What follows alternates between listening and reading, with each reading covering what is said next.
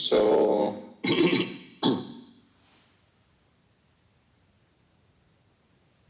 ongoing Thanksgiving retreat, and today for those Americans, it is Thanksgiving Day. So happy Thanksgiving, and I think it's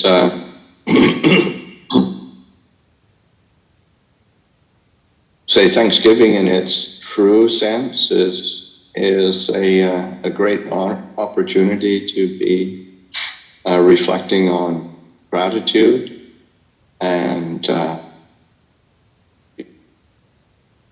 those are qualities that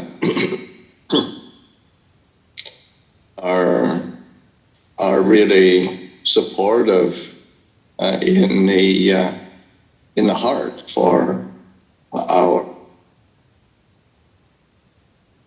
spiritual cultivation and our general well-being and happiness. To be able to be appreciative and grateful gives us a really solid foundation for being able to experience a sense of ease. I mean, that's the constant demand of desire and expectation are they are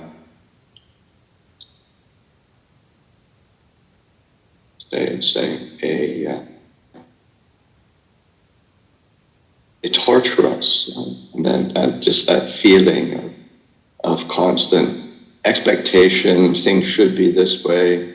I want things to be that way. I want me to be this way. I want the world to be this way. Other people should always make me happy, satisfied. Everything should be perfect.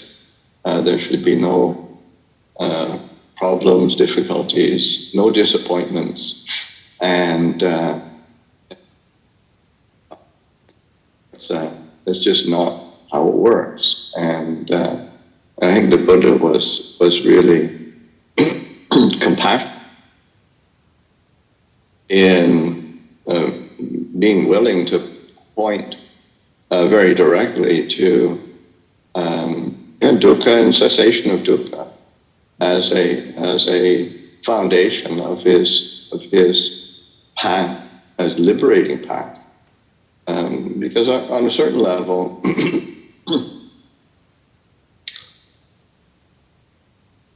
if you say you're practicing to be happy or living your life to be happy,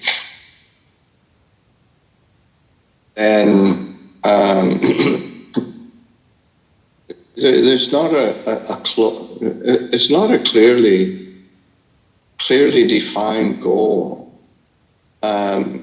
because the nature of the mind that is, say, untrained and still under the power of delusion is always it's always moving the goalposts. It always feels that it should have more, and that is that's painful. One's never really satisfied. So the Buddha is pointing to the different ways that we do create bring discontent, dissatisfaction, dis-ease. The goal is to realize an end to that. That's a lot more clearly defined, and that's really helpful, because we're just having something that's a bit more clear, a bit more tangible. And it's obvious that the Buddha doesn't overlook happiness. All the factors of the path of practice leading to the ending of suffering are actually a source of happiness and well-being. So it is, and this is a very, the Buddha is extremely practical.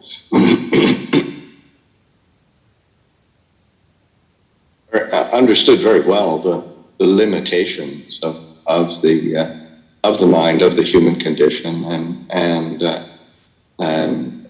didn't just dwell in idealizations of how things should be. So the practice of the whole path is something that definitely has a purpose, sense of realization of a cessation of some, or freedom from limitation, and that's a freedom from discontent, dis-ease.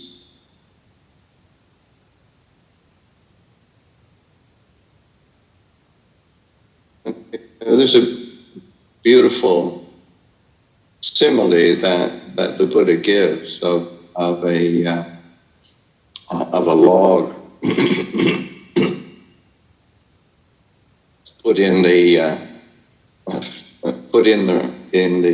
the river, and that log, as long as it doesn't get snagged on either bank of the river,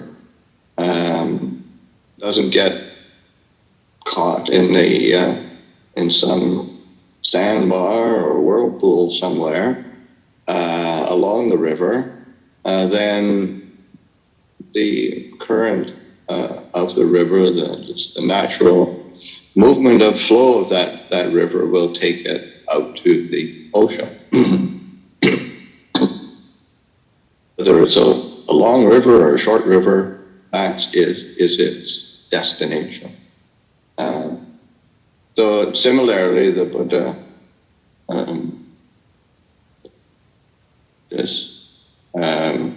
of the Dhamma, this teaching of the Dhamma, gives us the tools to say, be in the current, be in the stream of the Dhamma. And as long as we don't get caught in the either bank or extreme, say the extreme of the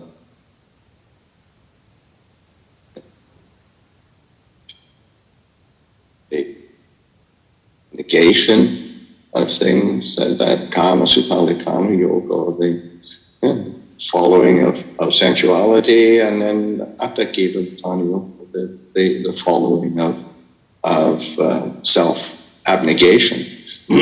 That doesn't follow those extremes, or simply the extremes of, say, desire and aversion, of liking and disliking. As long as one isn't caught by those extremes, then one doesn't get kind of stuck in the verse of dullness and laziness, or the whirlpools of restlessness, the natural flow of the Dhamma, of the practice, according to Dhamma, will take one to Nibbana, and to peace, to liberation. So I'd say this goal is it is tangible, because we can all we can all feel the sense of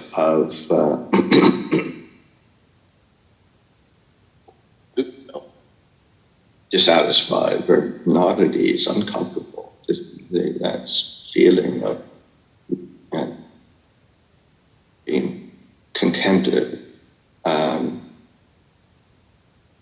feel that, it's agitated. And the feeling of just being at ease and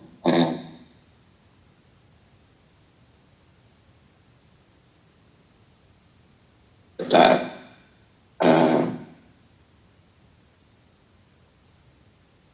the relief that one feels.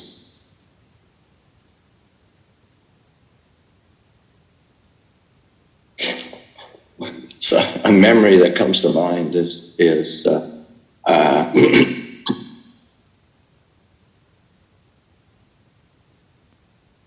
senior disciples of Ajahn Chah, the Ajahn Chan, somebody who was extremely down to earth and beyond using somewhat crude imagery sometimes. Definitely down to earth, very, very practical. He said, yeah, if you don't think the ending of suffering isn't a really tangible and practical thing, or think that that's not, the feeling of relief and ease and happiness that one feels from the relief of suffering, you don't think that's real. Just remember what it's like when you just the relief you feel when you've had to urinate and you can't. There isn't a place to go, and you're finally able to sort of be able to urinate, and it's the relief you feel. So I mean, it just is. That's a very practical image, and we all know how that feels. It's ease. So it's the cessation of suffering. Tangible. It's very practical.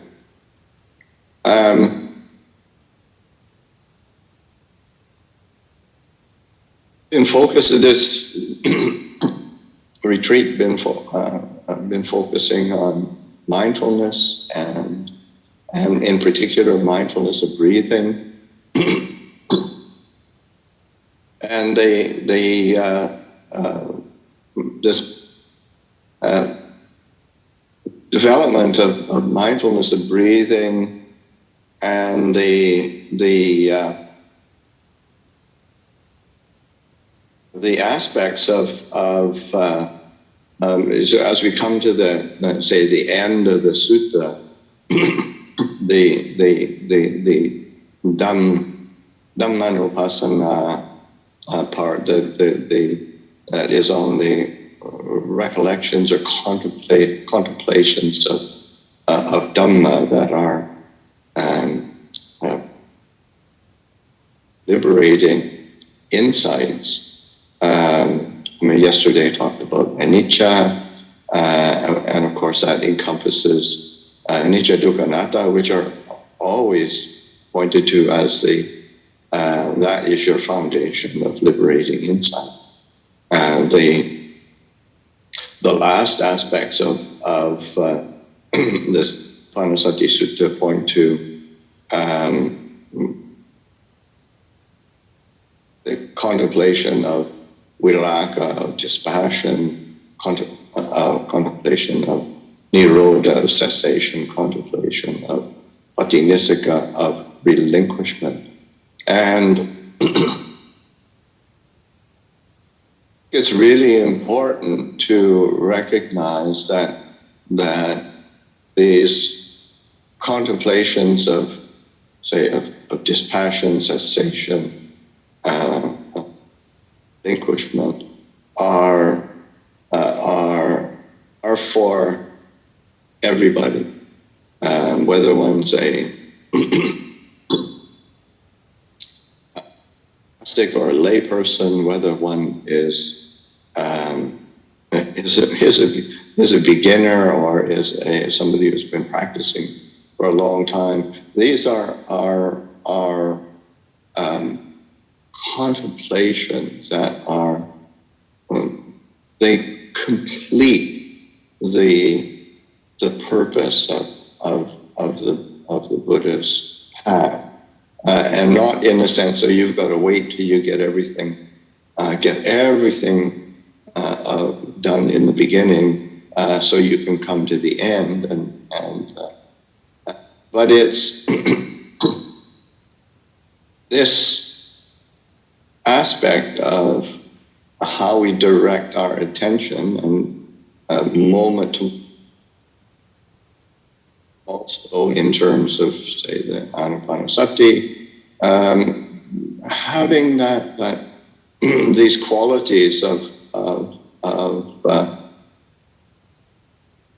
settling or stepping back, just not getting entangled with the extremes of the mind, of whether it's the liking, disliking, wanting, not wanting, approving, disapproving, and not sinking, not getting swirled about. Those are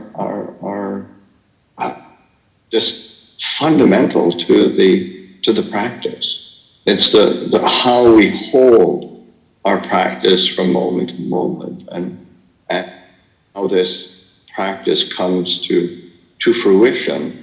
And again, it's not held in reserve for whether it's lay, whether it's daily life, or whether it's sort of you've got to be,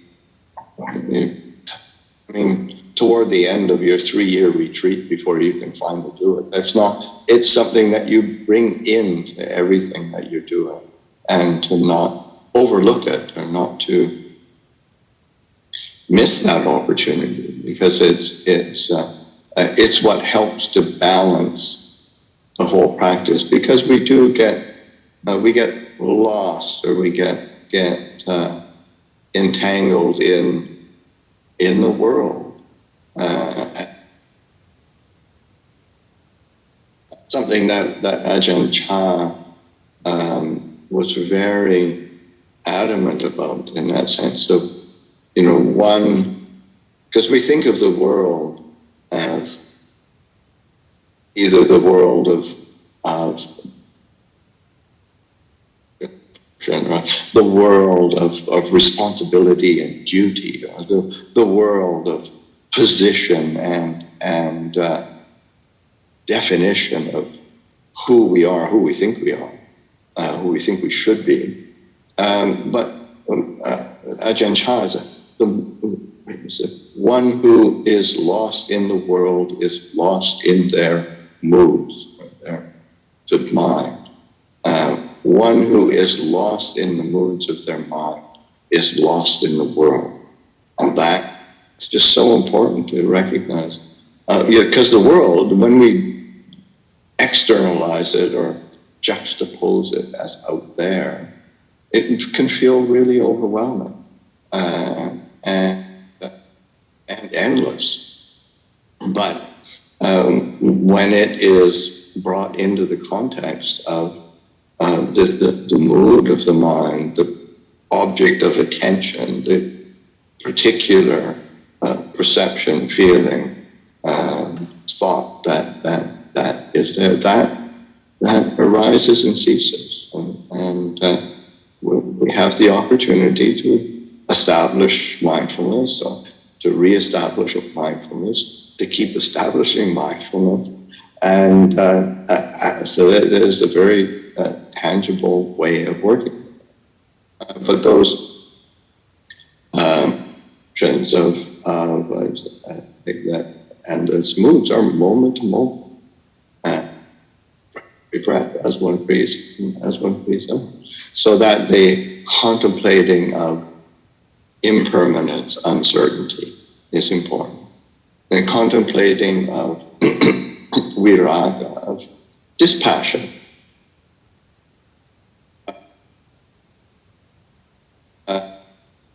Fading away is another translation.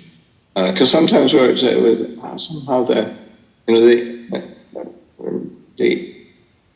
English language can be, because it's object oriented. I mean, and this is, especially if you're,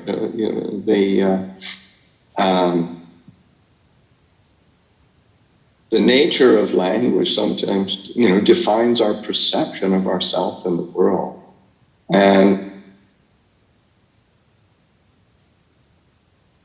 English is very much an object-oriented language. And then when we create it as an object, it's very clearly defined and assumed.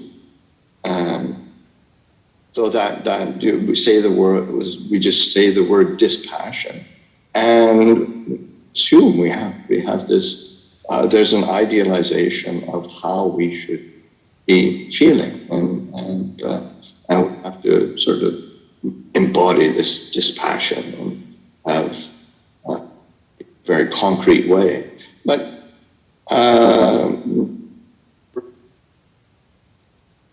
the viraga is also has this quality, you say in the Pali language, of fading away, of not entangling.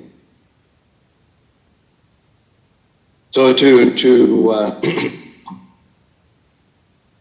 and also just reflecting on the sometimes it's helpful to see what's the Buddha say about dispassion. So one of the there's it's in the Girimananda Sutra, and certainly because it's these 10 recollections that are brought up in a teaching to the monk Girimananda, and dispassion is one of the perceptions that the Buddha encourages for this monk Girimananda to cultivate. And in that, of course, the rhetorical question: what is dispassion, and how does one say recollect or contemplate dispassion? And the Buddha's description of as a phrase or an idiom that comes up in several places, both in description of dispassion as well as just relating to the goal, and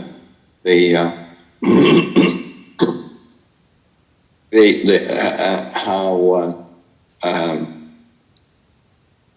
Pali etang santang etang pamita. This is peaceful. This is sublime. Yadidang sabba sankara samata sabbu padipati desaka. Akaya viraka nidma. This is peaceful. This is sublime. That is the stilling of all formations, of all acquisitions, the destruction of craving, and dispassion, nibbana, and it's that sense of this is peaceful, this is sublime. It encapsulates one, the quality of dispassion, but then also the purpose of dispassion, the goal of nibbana, of cessation of suffering, the ending of suffering, and that, and the language is, and this is peaceful. This is there's the sense also of it being there's some subtlety that is required. So Sabba Sankara Samudra, the settling, the calming, the tranquility and tranquilizing of the sankharas, the formations of the mind, or the formations of everything like body, speech, and mind. Kaya Sankara, Vaji Sankara, Mano Sankara. This is sankharas, that quality of the movement out, that sankharas is always looking for an object.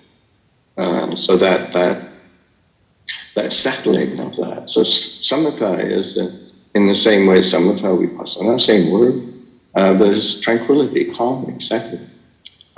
So that one's not going in there and, say, bashing them into submission. One is settling. Knee wires, it's calming, it's soothing, it's easing, bringing it to tranquility. And that approach is really important. Otherwise, it is not peaceful, it's not sublime. If one's path and one's methodology is one of coarseness, the result is kind of coarse. So one has to bring some subtlety, and that's breathing in, breathing out, bringing a quality of dispassion, and so fading away, entangling, not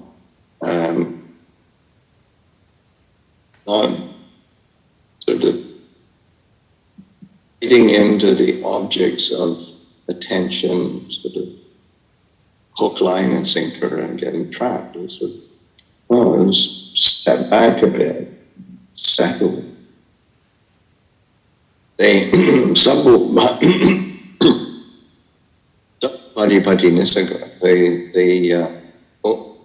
the upadhi is the basis of being. And patinisika is relinquishment. The pushing, the letting go. That's how we're relating to upadhi, the basis of being, the basis of becoming.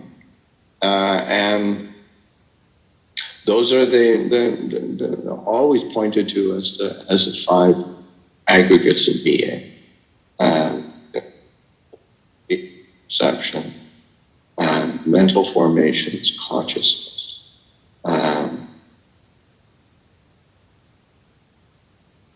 and Vedana, Sanya, Sankara, Vijnana is basis of being. And Jen Dhamma spoke this morning about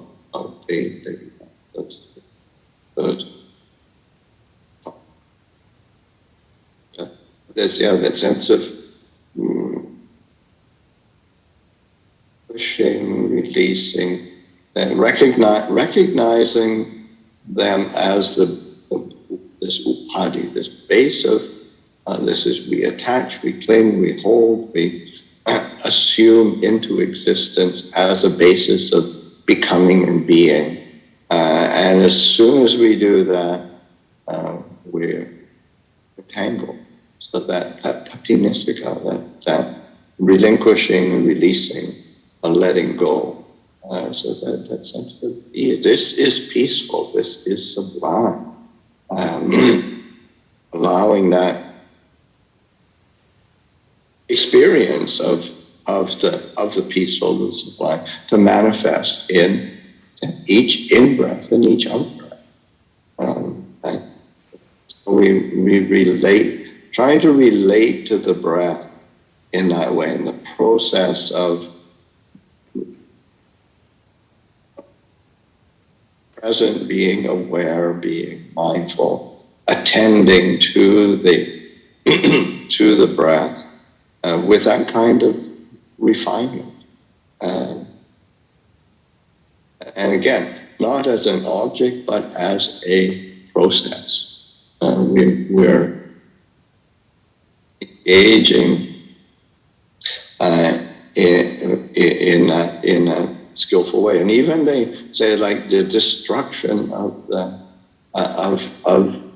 of desire, tanhakaya, can sound really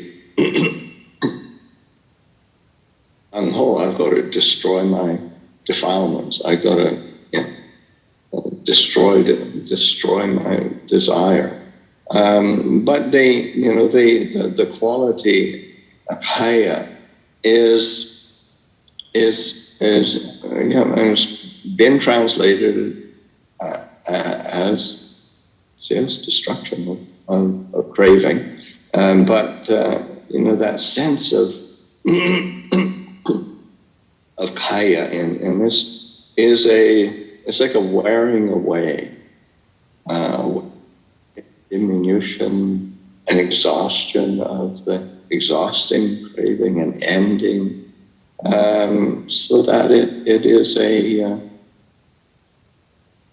it's not quite as gung-ho as it sounds.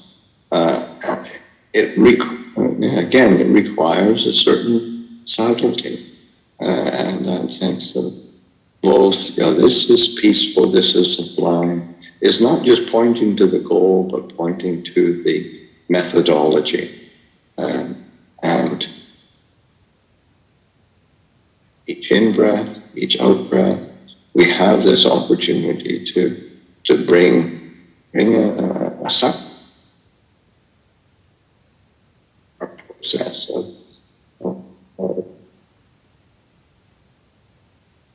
realization. Nibbana, even Nibbana is a cessation of suffering, but it's also that is the in its literal sense, Nibbana means cooling. The Buddha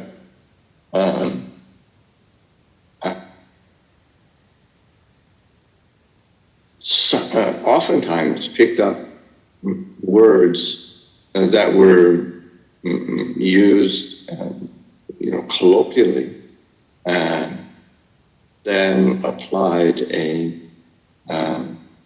specific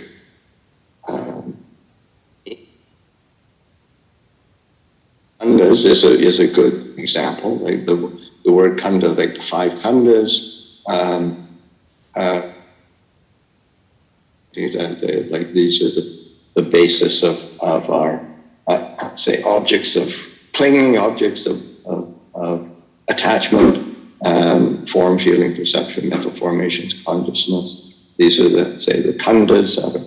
But khandhas just means heap or pile, and it's pretty ordinary concept that the Buddha took from ordinary language and then applied a specific meaning to it. Nibbana is somewhat similar. In the colloquial sense of the word, at the time of the Buddha, Nibbana meant to cool. So that when a pot of rice was boiling on the fire and it was ready, it was cooked, you took it off the fire, set it aside to Nibbana so that it would cool. You could eat it, and you could experience it, consume it. So that sense of Nibbana as cooling. Of course, Ajahn Jeff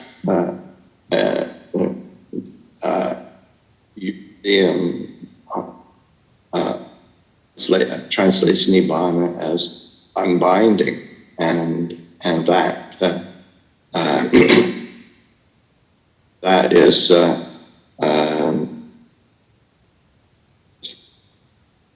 he tends to dive into the the meanings or the nuances and finding words that are but that unbinding in the sense of untangling or disentangling or not being bound by anything. So that nibbana being able to untangle or disentangle, to unbind oneself from the, or to be unbound by anything, to be bound, not caught by anything. So that's a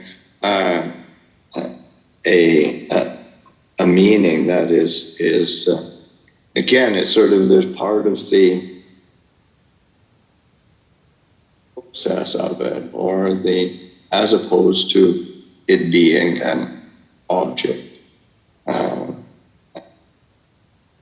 That we can take that in, say, in our mind as, okay, nibbana is this ideal that I have to strive to work towards, to get, to achieve, to achieve nibbana.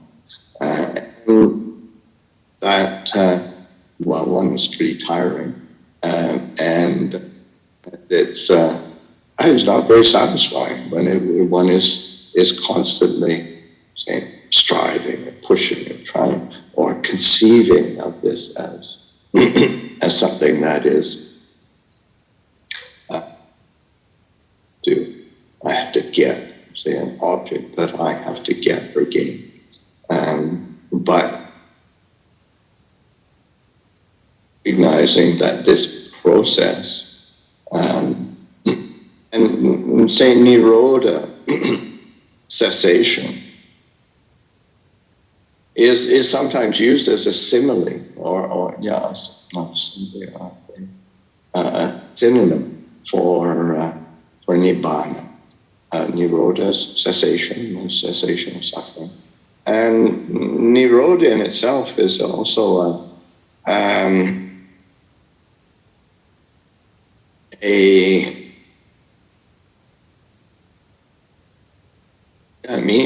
cessation ending, so that again, we can be say, a bit categorical in our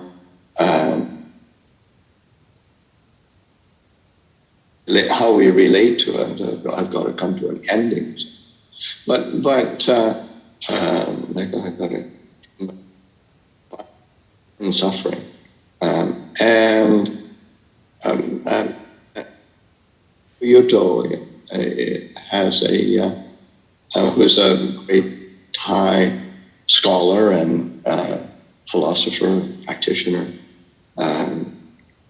He makes a very strong point of saying that he said then the problem, he recognizes it in, because he's quite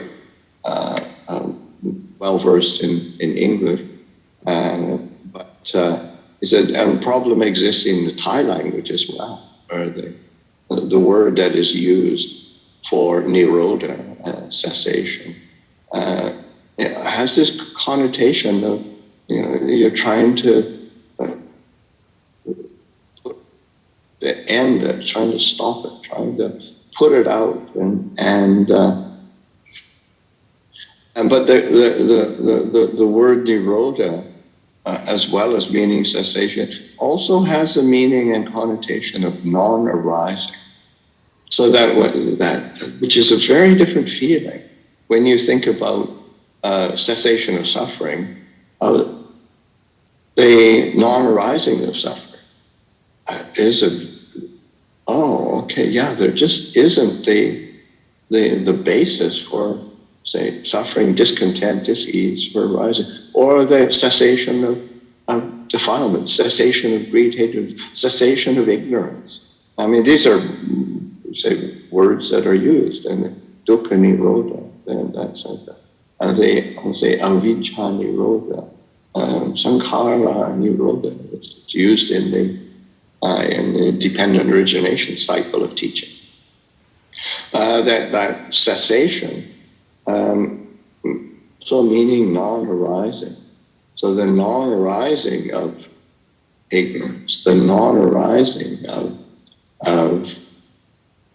delusion, the non-arising of desire, the non-arising of our suffering.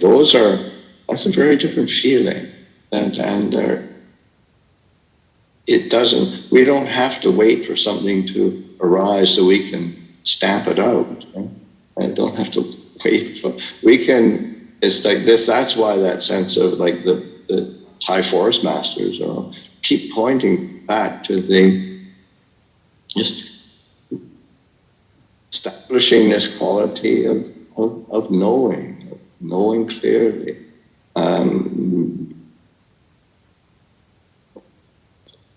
Being this spacious quality of awareness and a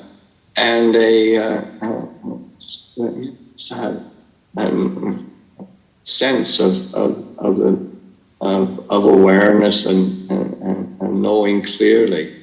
That's something that we can dwell in. And that in itself is a basis for the non-arising of suffering. So this expansive awareness, this expansive quality of knowing clearly. That and it does require relinquishment. That's what the flavor of the Buddha's teachings is a flavor of release, of relinquishment, of letting go, as opposed to gaining, achieving, holding on to, and making it something for you.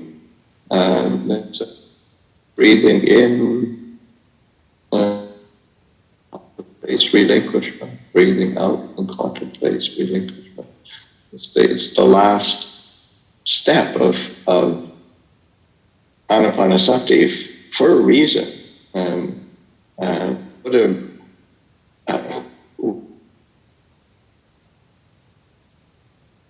say never just randomly throw stuff in in any particular order, just because he happened to tack it on at the end of a thought. I mean, it's this incredible clarity and comprehensive understanding. And Inisika is the last, this relinquishment is the last step of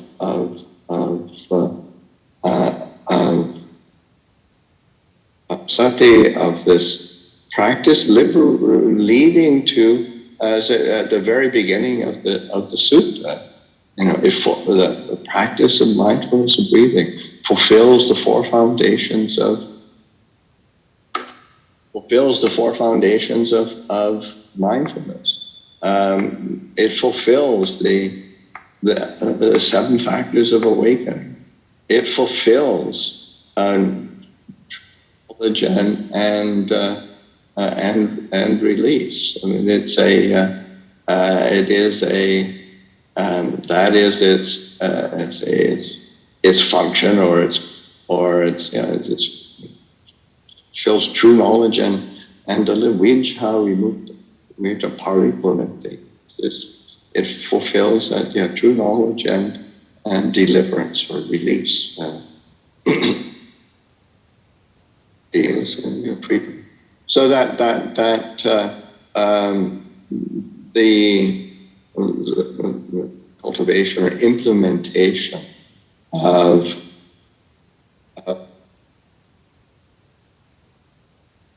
istiga, of letting go,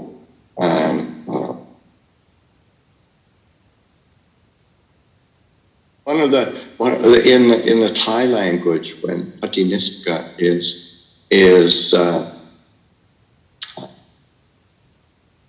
translated, it's very beautiful in that sala is sala kun. So sala is to let go, to relinquish. But sala kun is like also the feeling of to give back, because it isn't. It's just like it's not letting go and just okay, it's gone. So one is giving, one's kun, one's giving it back, and Ajahn Buddhadasa. About it and describes it. He said we have to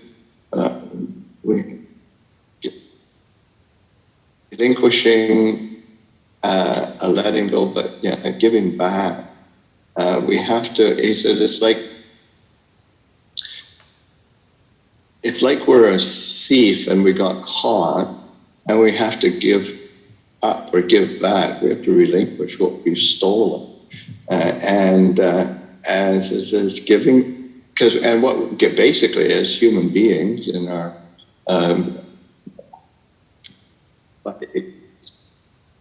obstructed by craving, we steal things, form, feeling, perception, mental formations, consciousness. Didn't belong to us. Wasn't ours. So we went.